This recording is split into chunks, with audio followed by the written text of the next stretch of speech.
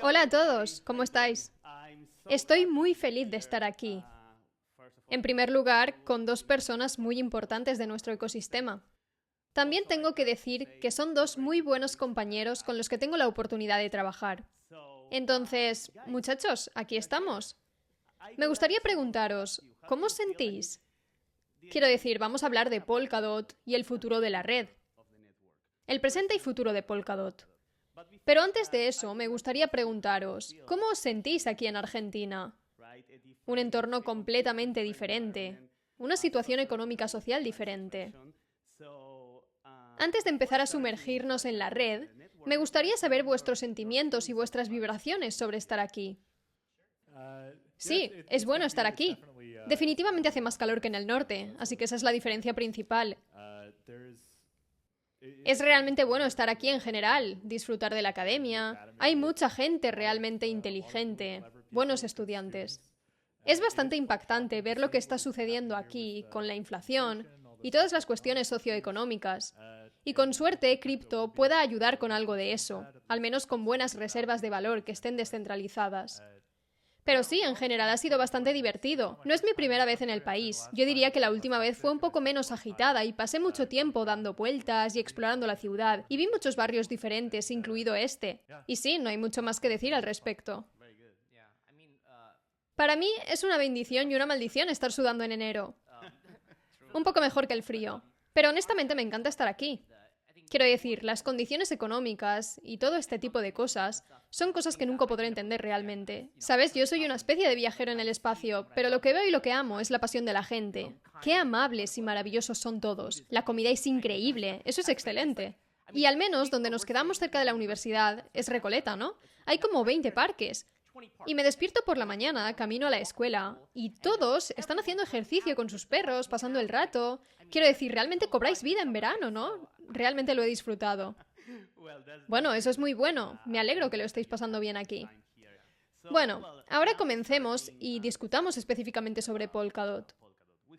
Llevamos un año, sí, un poco más de un año, con parachains activas en nuestro ecosistema. No en nuestro ecosistema, en la red Polkadot. ¿Cómo sentís que fue este año para las parachains y el ecosistema? Si tuvierais que hacer, no sé, un resumen de vuestros sentimientos sobre eso. Sí, fue bastante interesante.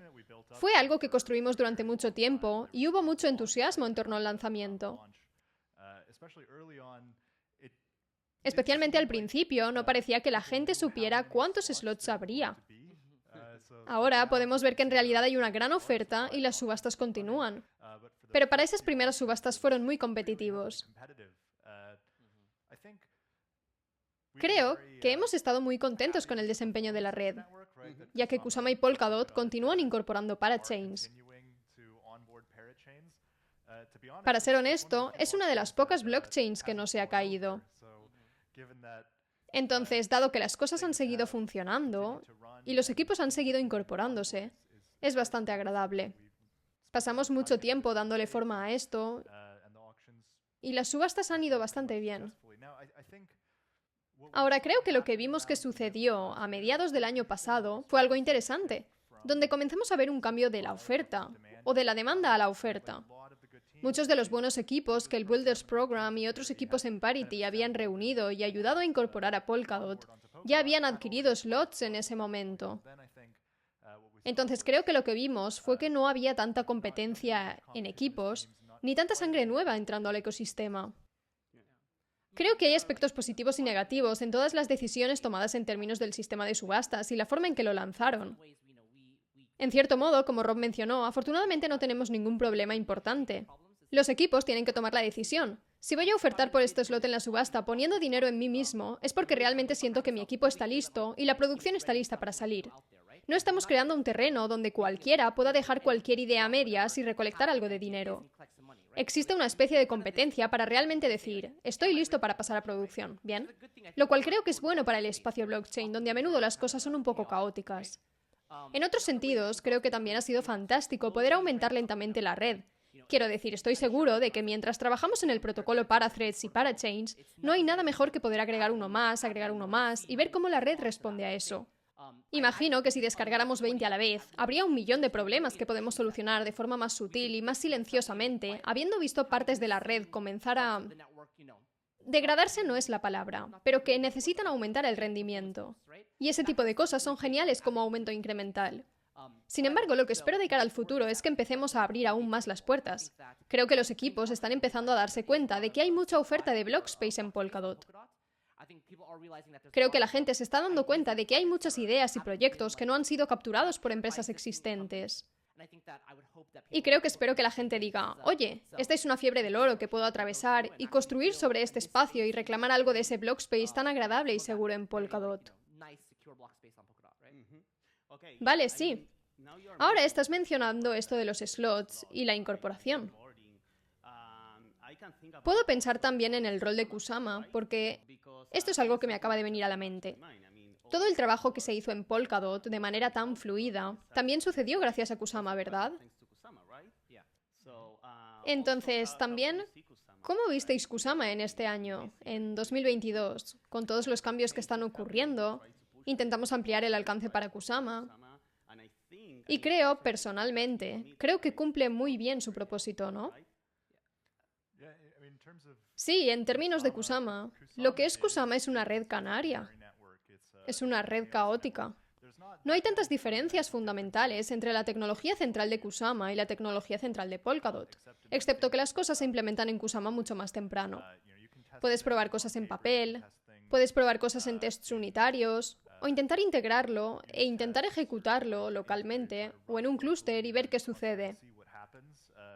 Pero cuando se trata de protocolos económicos, necesitas que esté en juego un valor económico real para saber cómo van a funcionar.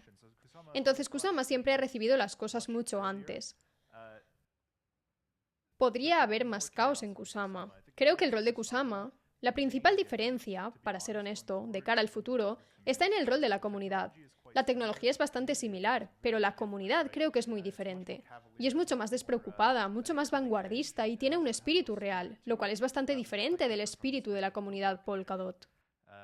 Y espero ver que, a medida que se implementen algunas de las nuevas características, las cadenas de Kusama estén dispuestas a hacer, o los constructores de Kusama estén dispuestos a hacer cosas que tal vez sean un poco estúpidas, o tal vez un poco locas, porque las barreras de entrada son mucho más bajas. Sí.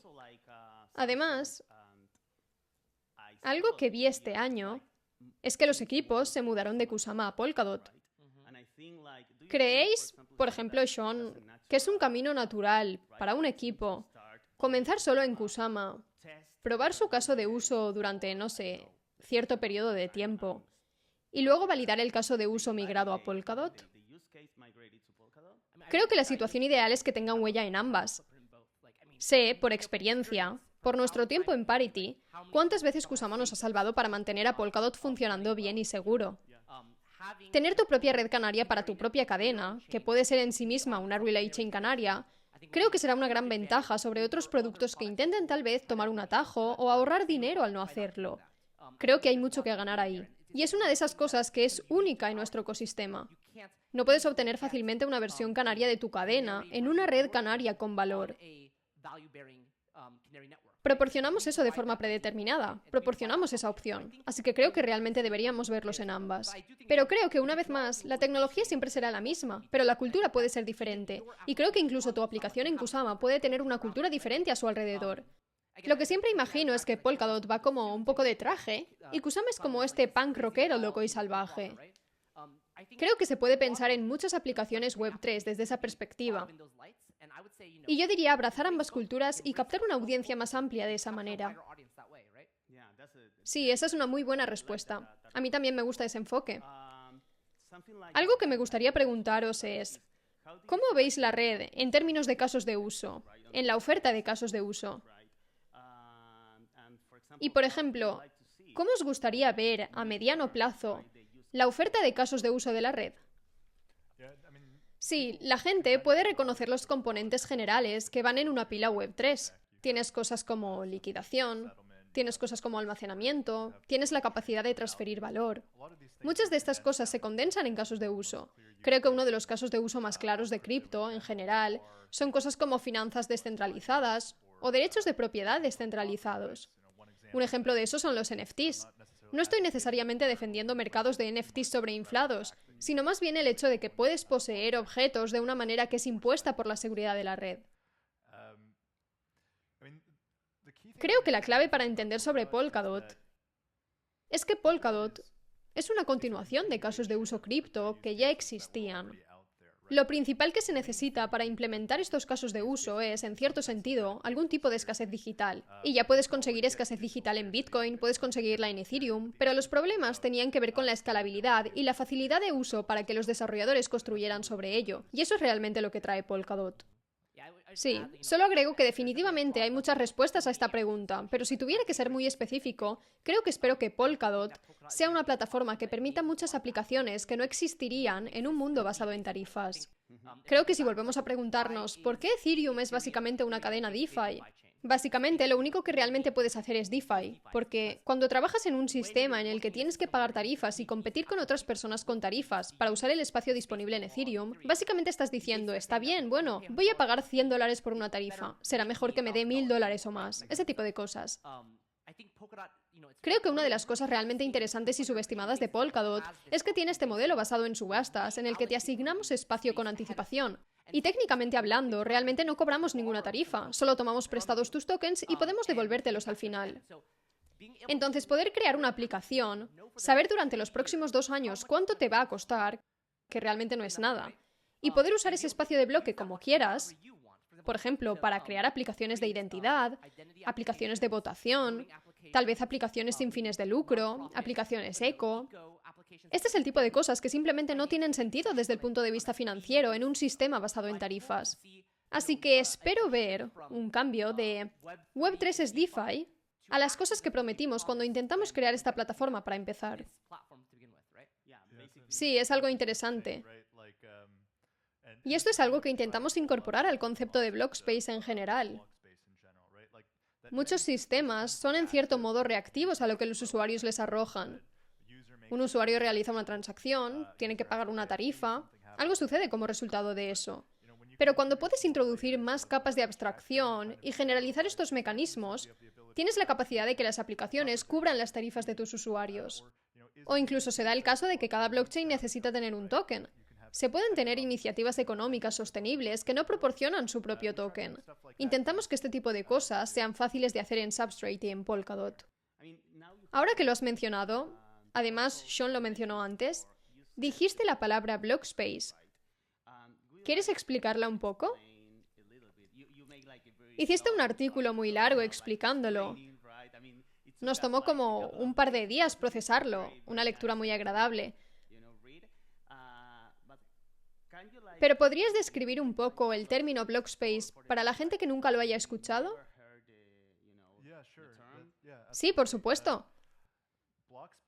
El Blockspace es una forma de ver lo que las blockchains producen realmente. Como si tuvieras todas estas computadoras coordinándose a través de Internet y produciendo algo. Bueno, ¿qué es? ¿Qué opinas de eso como producto? ¿Cómo lo consideras como una clase de diferentes tipos de productos? ¿Qué está fabricando? Es una especie de abstracción o generalización que nos permite comprender fácilmente las diferencias entre lo que producen las diferentes blockchains. Entonces, ¿qué es ese producto? Lo defino como la capacidad de una blockchain para ejecutar y finalizar operaciones. Esa es una definición muy general. Pero creo que es muy importante observar esta generalización porque, por una parte, con Blockspace puedes razonar un poco mejor sobre la oferta y la demanda del mercado. Como qué tipo de Blockspace necesita la gente, qué propiedades necesitan de él, cómo maximizas esas propiedades, cómo te centras en la asignación eficiente de Blockspace, cómo te centras en asegurarte de que el Blockspace llegue a manos de personas que más lo necesitan, en lugar de asignarlo a personas o casos de uso que no lo necesitan tanto. Es algo así como algo general, pero nos ayuda a entender realmente los mecanismos del mercado y asegurarnos de que, a medida que los sistemas Web3 escalen a 8.000 millones de personas, que tengamos Blockspace disponible para todos ellos cuando lo necesiten. Tal vez para hacer algo un poco identificable sin usar la palabra Blockspace, creo que la gente podría entender, si miran el espacio como un todo, Hay muchas blockchains por ahí y muchas de ellas no se están utilizando. A estas las llamamos cadenas fantasma. Y creo que la idea que podrías tener en tu cabeza es, bueno, ¿realmente necesitamos todas estas blockchains cuando nadie usa ninguna de ellas? Parece que está mal. Hay algo así como que el desequilibrio del uso aquí no está bien. Creo que esto es una especie de ilustración de eso. Hay mucho espacio disponible, pero quizás no sea de alta calidad. No se está asignando de manera eficiente ni respaldado económicamente de manera correcta. Creo que cuando enmarcamos nuestra mentalidad en tratar de ver cuántas aplicaciones existen realmente o son realmente necesarias para impulsar la visión que tenemos ahora y cómo podemos ampliarla, cuando pensamos en las cosas en términos de esto llamado block space, esta tierra o disponibilidad no utilizada, realmente podemos plantearnos como, bueno, ¿cuáles son las cosas útiles que necesitamos construir? ¿Cuáles son los tipos de protocolos o ideas que necesitamos optimizar para poder crear un block space escalable, útil y de alta calidad? Sí, creo que eso es bastante exacto, y para ser un poco más concreto, imagina si estás haciendo algo como abrir un restaurante o abrir una tienda. Y lo primero que haces, el primer día que abres tu tienda, solo tienes unas pocas cosas para vender, pero inmediatamente alquilas algo del tamaño de unos grandes almacenes. Y tienes todo ese espacio vacío, a pesar de que solo tienes unos pocos clientes. Esta es claramente una asignación ineficiente de tus recursos. Y esto es lo que también está sucediendo en las cadenas fantasmas. Tienes muchas cadenas de aplicaciones. Las blockchains de aplicaciones específicas son una de las cosas que están sucediendo. Es una especie de tendencia dentro del ecosistema. Pero para las personas que están iniciando su cadena, están pagando por todos estos bloques vacíos. Están minteando sus tokens. Están pagando estos tokens a sus validadores a cambio de bloques vacíos. Y esto no es realmente bueno para las personas que intentan iniciar un producto o aplicación. No tiene sentido económico. Entonces, mucho de lo que decimos con la asignación eficiente es tratar de crear mecanismos en los que cuando estás construyendo un protocolo, a nadie se le paga por no hacer nada, que sea eficiente en cuanto a recursos y permita a las personas implementar su protocolo de manera más eficiente. Vale, bien. Esta es una pregunta un poco avanzada, así que intentaré hacerla lo mejor que pueda. Polkadot es un sistema multifragmentado, ¿verdad? Lo que significa que las ejecuciones no ocurren en un solo lugar. Si lo comparamos con Ethereum, por ejemplo, tenemos un único lugar un solo hilo de ejecución, o un solo lugar donde ocurren todas las ejecuciones. Eso básicamente te permite hacer algo como flash loans. La pregunta es, en Polkadot tenemos estos sistemas multifragmentados y algo como flash loans no es posible, porque tenemos una arquitectura completamente diferente. Entonces, basándose en esto, ¿creéis que los desarrolladores deberían construir un nuevo modelo mental en torno a este nuevo... No es un concepto nuevo, pero es como una arquitectura diferente, donde los desarrolladores básicamente tienen que lidiar con y gestionar diferentes escenarios, como por ejemplo la sincronicidad?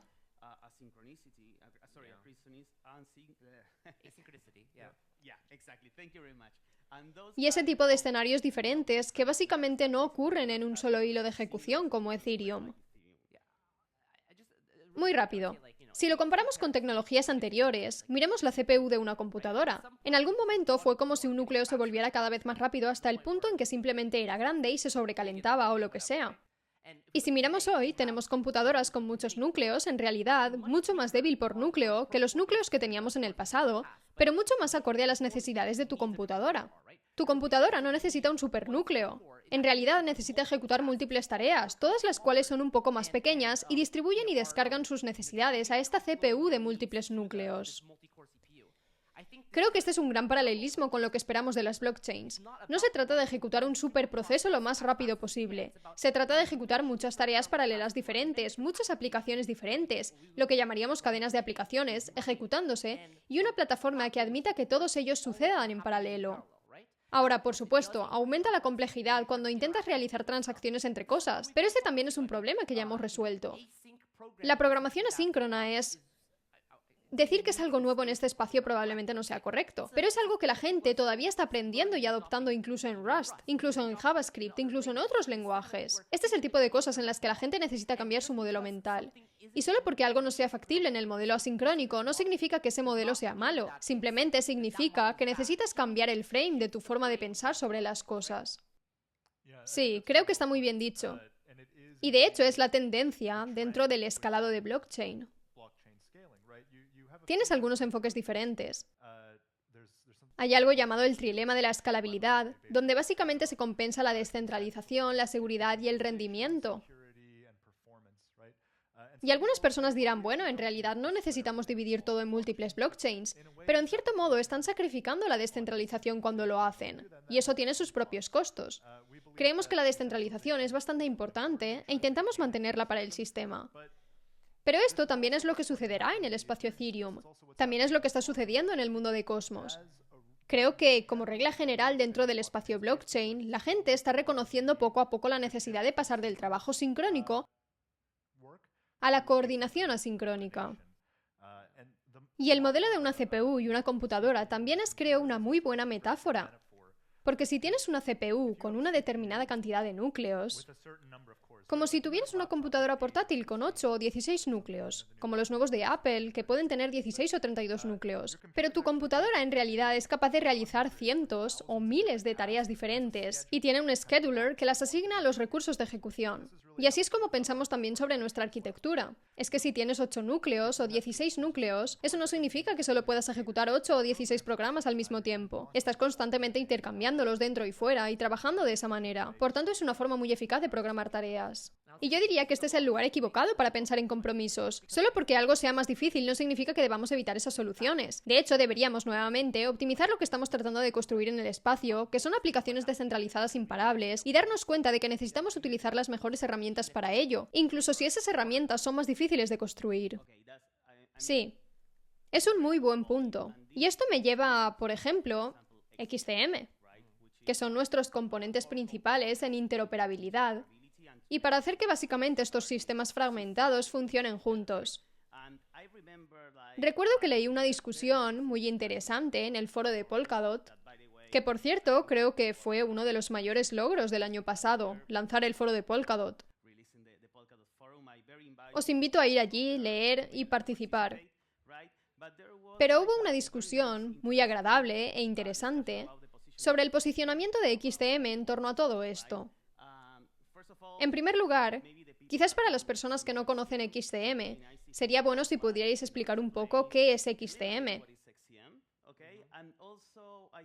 Y también creo que sería bueno conectar la pregunta anterior con cómo XCM básicamente admite todos estos sistemas multifragmentados.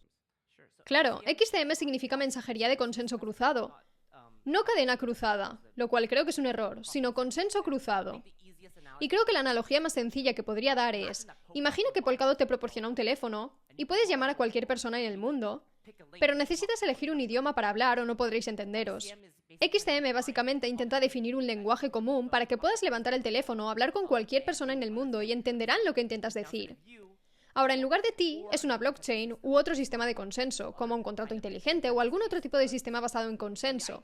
Y la idea es que, si podemos definir un lenguaje común de operaciones comunes y cosas que queremos hacer, simplificará enormemente y aumentará las posibilidades de interoperabilidad entre esas capas. Y dentro del espacio blockchain, ya sea un contrato inteligente o una blockchain o cualquier otra cosa, cosas como las transferencias de saldo son una operación común. Tiene sentido para nosotros tener una definición de cómo se vería eso, sin importar quién seas. Y eso significaría que si todos programaran con ese lenguaje o usaran ese lenguaje, puedes tener inmediatamente integración nativa entre estos diferentes sistemas de consenso sin tener que programar cosas extra encima.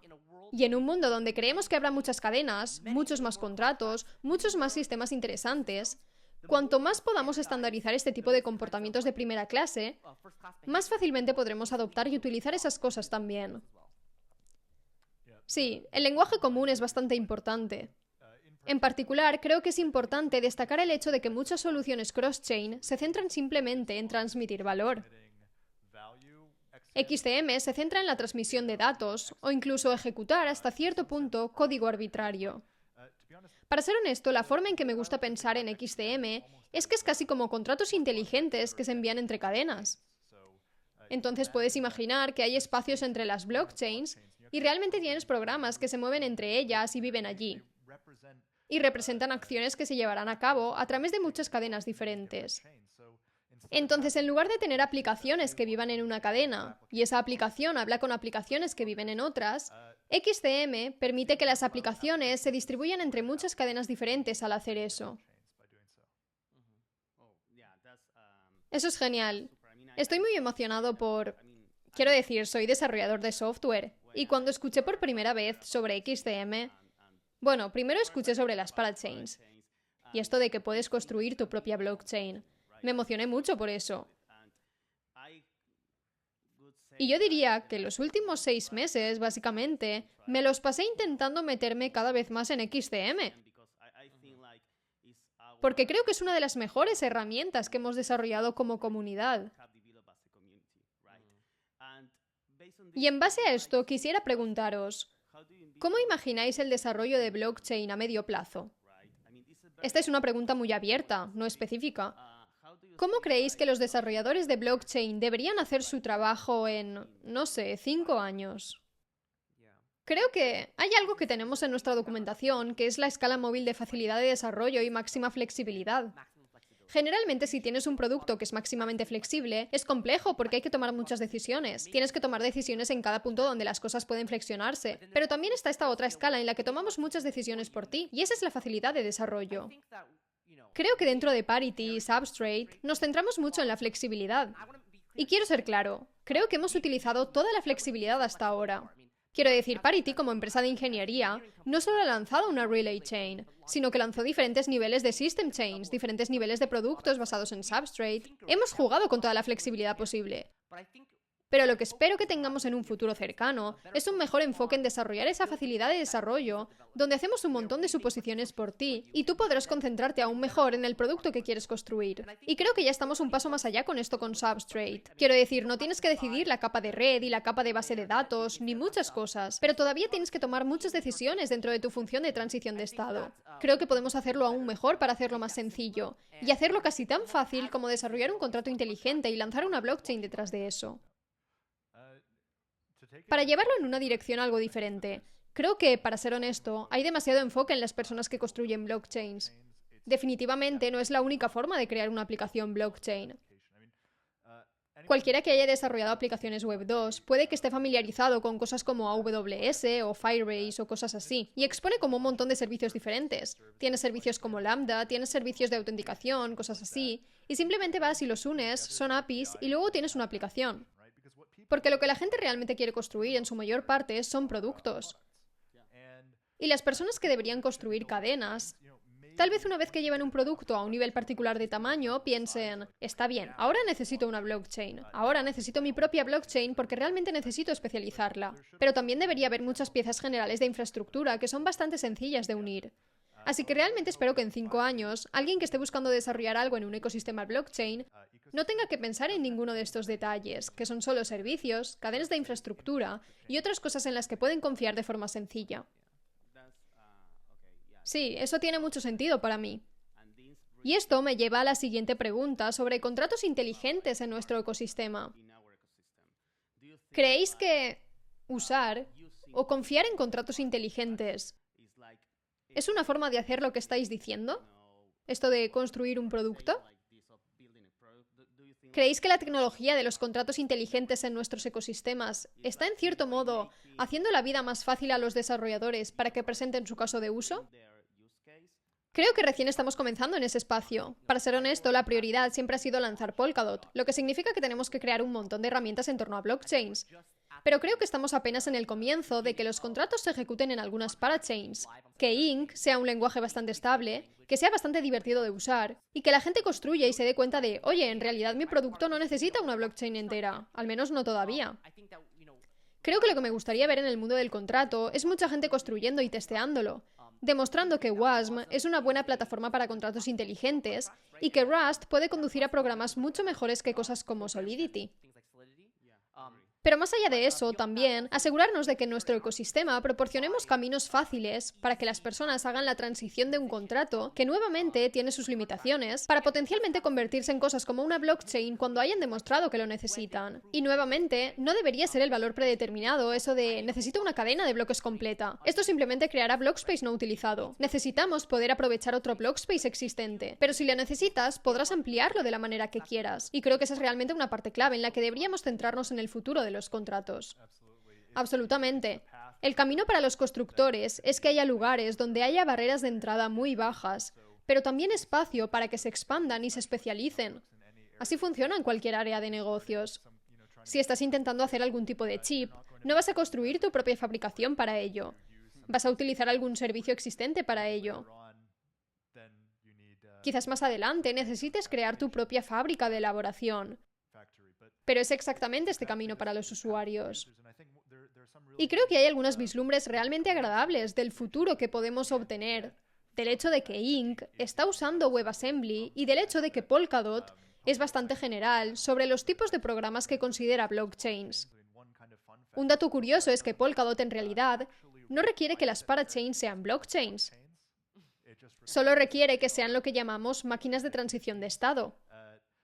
Eso podría resultar útil en el futuro. Pero incluso teniendo en cuenta el hecho de que es posible que tengas la capacidad de escribir un contrato inteligente y simplemente presionar un botón y ¡bam! Ese contrato inteligente y su estado se copian, se convierten en una cadena y ahora se ejecuta como una cadena. Y ese es el camino para escalar un producto. Bien. Yendo específicamente sobre, digamos, el protocolo Polkadot. ¿Podéis describir cuáles serán los próximos pasos del protocolo en sí? Como, no sé, los protocolos de parachain. Para aquellos que quieran saber más sobre las especificaciones de la red, ¿qué podemos esperar que suceda este año? ¿Que se impulse el rendimiento? ¿O que aumente el número de parachains? ¿Qué pueden esperar los usuarios?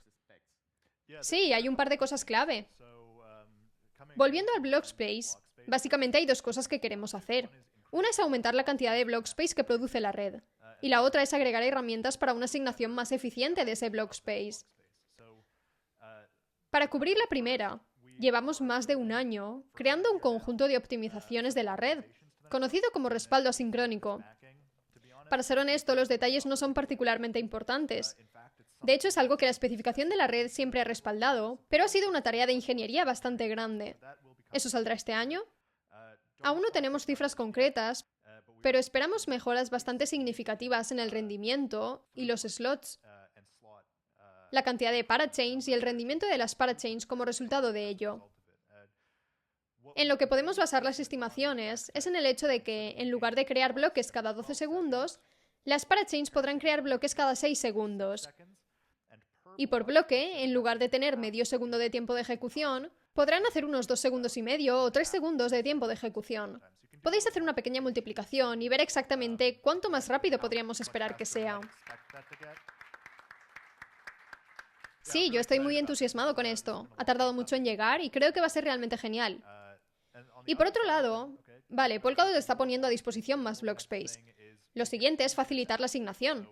Entonces, una de las cosas que llamamos exotic scheduling, básicamente se trata de decir, oye, los slots y la gobernanza no son la única forma de programar parachains, debería haber muchas maneras. Y queremos agregar alguna generalización en la cadena Polkadot para admitir más tipos de mecanismos. El primero de esos mecanismos se conoce como parathreads, que son esencialmente parachains de pago por uso. Cuando necesites hacer un bloque, puedes obtener Blockspace y la blockchain avanzará. Y hay muchas cosas realmente interesantes que puedes construir sobre esto, lo que hará muy fácil que las personas se inicien en el ecosistema. Impresionante.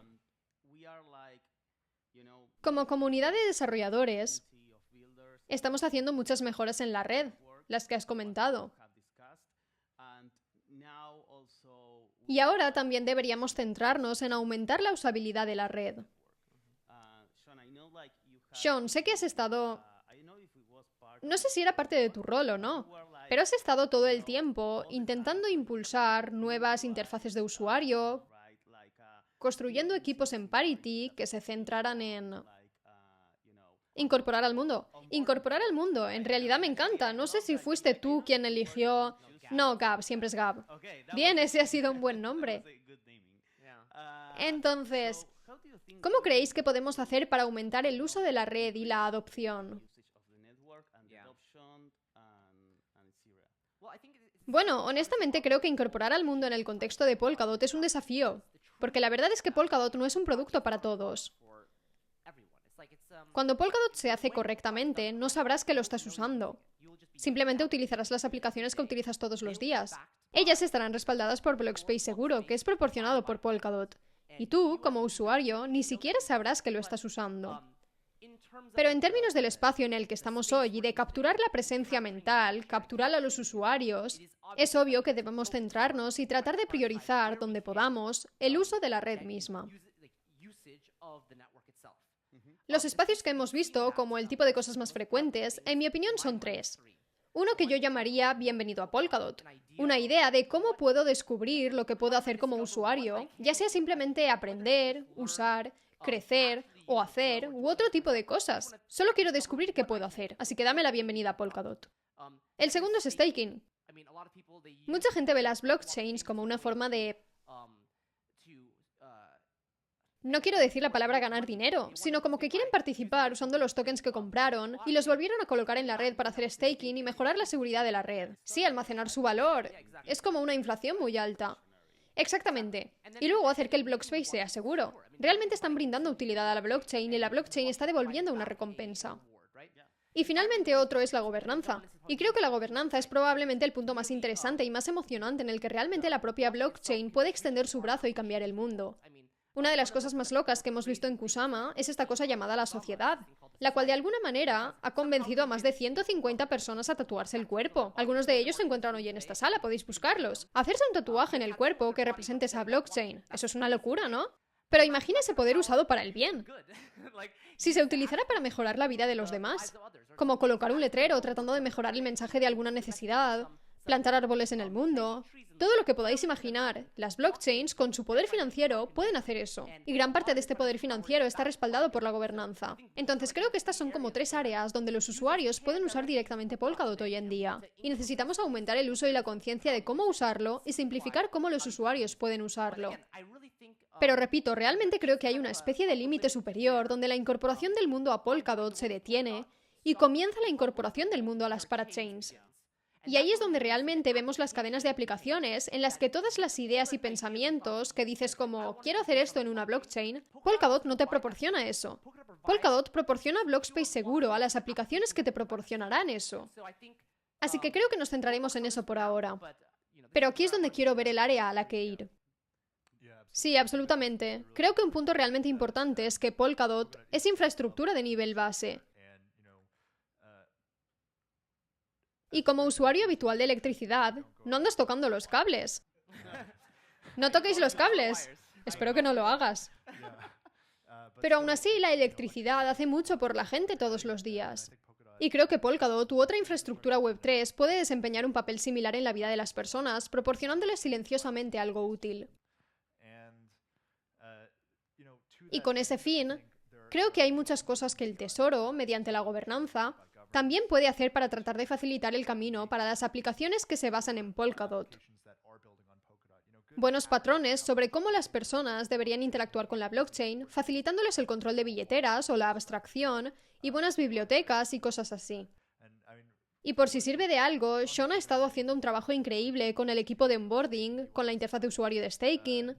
Creo que hay una percepción de que Polkadot tiene una mala interfaz de usuario, y creo que hasta cierto punto eso es merecido. Pero creo que lo que está sucediendo ahora con el dashboard de staking y el equipo de onboarding está listo para cambiar esa percepción. Quiero aclarar que no merezco ningún mérito. Hay un tipo llamado Ross que lo ha estado haciendo solo. Todo lo que dije fue quiero que esto exista, y él lo hizo posible. Sí, Ross es increíble. Debo decir que soy un gran admirador y partidario de Polkadot JS. Sé que a veces hay algunas quejas o algo. A mí me encanta la herramienta, pero puedo entender que a veces, para los desarrolladores, el uso de esa herramienta es más fácil. Pero bueno, no tengo más preguntas. Pero sería genial, no sé si alguien tiene alguna pregunta. Tenéis la oportunidad de tener aquí a dos grandes personas, así que por favor, dadles un gran aplauso. Tenemos tiempo para un par de preguntas. Bueno, ¿estáis dispuestos a responder un par de preguntas? Lo siento, lo olvidé. Sí, claro. De todos modos, lo acordamos antes. Hola chicos, me llamo Ariel. Soy de Buenos Aires, Argentina. Es un placer teneros aquí. Estoy trabajando en un estudio de juegos. Entonces es muy bueno para mí conocer todo este poder que se está desatando en Polkadot, Kusama y Parity, ¿bien?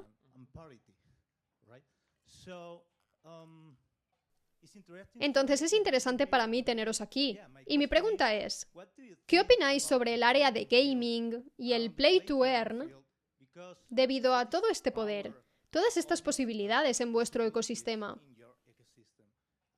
Quiero decir, ¿qué pensáis vosotros al respecto? Yo tengo algunas ideas, pero creo que vosotros podéis hacerlo mejor. Gracias. Sí, es un campo interesante. Y gracias por la pregunta. Con respecto al gaming, creo que hay un par de cosas que son realmente interesantes y un par de desafíos muy serios que hay que superar.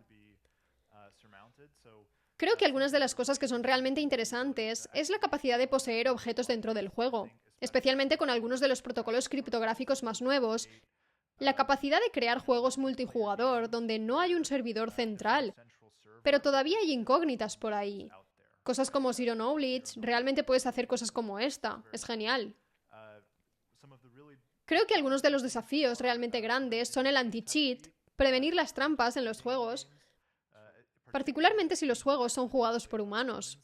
Si pienso en cuál es el servicio más importante que ofrece un sitio de póker, el servicio más importante que ofrece un sitio de póker online son los mecanismos anti-cheating, además de limitar la cantidad de interacciones que realmente terminan on-chain.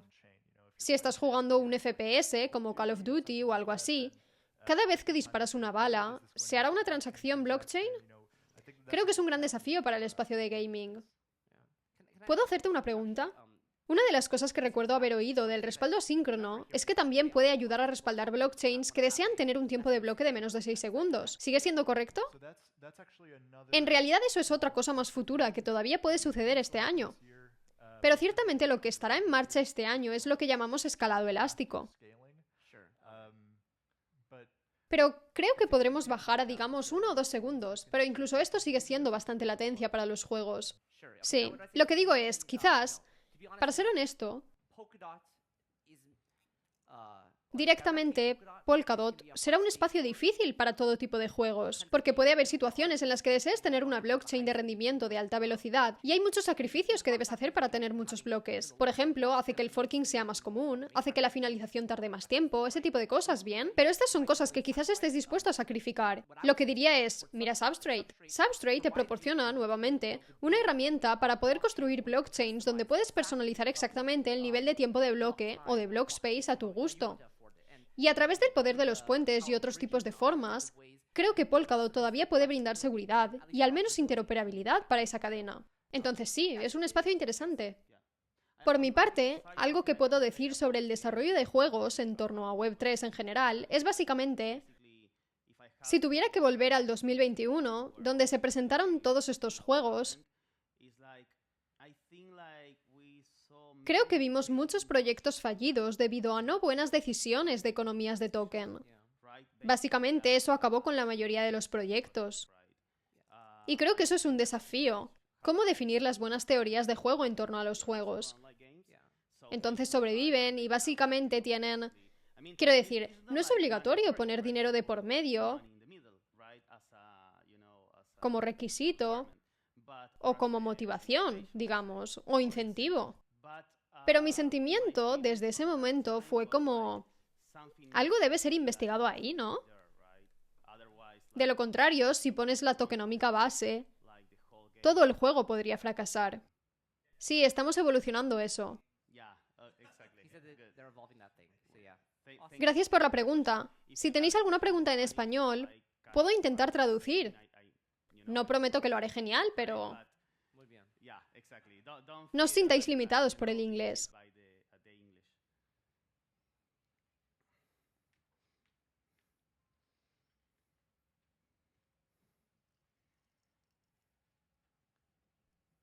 Hay otra cosa sorprendente de Argentina. Cada sala en la que he estado ha estado llena. Necesitamos salas más grandes, de verdad. Chicos, esto representa mucho el espíritu latinoamericano sobre nuestra tecnología. Estamos muy felices de teneros aquí. Hablo en nombre de la región. Y para nosotros, esta tecnología nos aporta beneficios reales. No es que seamos early adopters de la tecnología únicamente. Esto tiene un impacto muy directo en nosotros. Así que creo que esa es la razón por la que tenemos tanta gente aquí. Gracias por venir. Hola a todos. Mi pregunta es, ¿Polkadot es un puente potencial hacia alguna solución CBDC? Gracias. Sí, esto es interesante. ¿Es Polkadot un puente hacia una solución CBDC? Algo de lo que hablamos mucho en los inicios de Polkadot y realmente no hemos hablado mucho últimamente es de la capacidad para que las empresas adquieran cadenas en Polkadot. Esencialmente, debido a que Polkadot es muy general sobre lo que considera una parachain o blockchain, en realidad proporciona la capacidad a las empresas. Lo que la mayoría de las empresas quieren cuando crean un sistema blockchain es tener control sobre él, ya sea por sí mismos o por un consorcio. No creo que la mayoría de las empresas se sientan realmente cómodas con la idea de implementar lógica en libertad en una blockchain pública. Así que creo que es posible que las empresas, los bancos centrales u otros, creen una especie de enclaves que controlen dentro del sistema y luego hacer que se comuniquen fácilmente con otras partes. Y lo que Polkadot garantizaría en ese caso es que ese enclave esté obedeciendo las reglas del enclave. Entonces, desde una perspectiva de arquitectura general, sí. En términos de monedas digitales del Banco Central, creo que es un campo que todavía se está explorando mucho, incluso por parte de los bancos centrales. Solo agregaría que creo que lo que muchos de los CBDC están buscando es block space de alta calidad, que espero que proporcionemos. Y creo que conocer las tarifas de antemano es, de nuevo, para cualquier negocio es una ventaja realmente grande. Imagina usar una stablecoin o algo así en una red donde de un día para otro las cuotas se triplican. Creo que ese tipo de cosas pueden aportar tranquilidad a muchas empresas y muchos otros gobiernos que podrían querer desarrollar tecnologías encima del stack. Sí, ciertamente eso reduce el tiempo que les lleva a desplegarse. ¿Hay alguna otra pregunta en la sala? Levantad la mano. ¿No? Bien. Bueno. Bien, hay una. Tenemos una de aquí, nuestro amigo, exalumno de la... Este chico también hace muchas preguntas en clase. Los que lo sabéis, lo sabéis. En su defensa debo decir que son buenas preguntas. Quiero decir, el tipo da en el clavo. Sí, son buenas preguntas totalmente. Tengo curiosidad por saber cuál es el timeline de las parathreads y qué desafíos habéis encontrado. Y si pudierais hablar un poco sobre el aspecto de ingeniería de las parathreads, ¿por qué no están ya activas? Sí, en realidad es una muy buena pregunta. ¿Por qué no están ya activas? Una de las principales razones, esencialmente, es porque había ciertas características de seguridad básicas que debían implementarse primero. Y esas ahora son cosas desbloqueadas. Lo que realmente implica implementar parathreads son un par de cosas diferentes. Una, generalización de la programación de parachains dentro del runtime de la relay chain. Lógica, para que la gente realmente cree programas que oferten por el espacio de parathread y lo hagan personalizable. Y además cambiar algunas otras áreas del código para que los validadores o los nodos de Polkadot se comuniquen entre sí basándose en parathreads y no solo en parachains. Para ser honesto, el proyecto general de parathreads no es tan profundo. En términos del timeline, me siento bastante cómodo diciendo que este año. Mucho dependerá, por ejemplo, de las auditorías, ya que con cualquier estimación de software siempre hay retrasos. Pero no me sorprendería ver que el código se acerca a la función completa para finales de esta mitad del año. Pero creo que me gustaría agregar que, a diferencia de algún momento en el pasado, creo que esta es una de las prioridades que se avecinan. Antes era algo que queríamos hacer, pero la seguridad era primordial. Ahora que las cuestiones de seguridad están resueltas y nos estamos acercando, las parathreads están, según tengo entendido, frente a ti. Sí, eso también es muy cierto. Los recursos del desarrollador, porque se trata de un tema tecnológico bastante profundo. Polkadot es un lugar grande. Parity es una gran empresa. Pero sorprendentemente logramos contratar a muchos desarrolladores en los últimos 2 años, lo que nos ha permitido implementar mejor proyectos como este. Bien. Antes de terminar, quiero... Bueno, primero que nada, gracias a Parity por poner la academia aquí y traer a tanta gente. no solo desde Parity, también de las Parachains para trabajar como instructores y asistentes de profesores. Es genial. Yo trabajo para Parity, y para mí no es común tener la oportunidad de hablar con Sean y Rob y hacerles preguntas, así que para mí es genial. Quiero agradecer a Parity por eso. También quiero agradecer a Polkadot Hub por todo el trabajo que están haciendo. No se limitan a organizar eventos. Están poniendo mucha carga de trabajo en términos de hackathons, enseñando a la comunidad. Lo han estado haciendo durante mucho tiempo. Así que muchas gracias a Lorena, Hernán y todo el equipo. Gracias, Sean. Gracias, Rob. Ha sido un placer. Y bueno, disfrutad de la noche.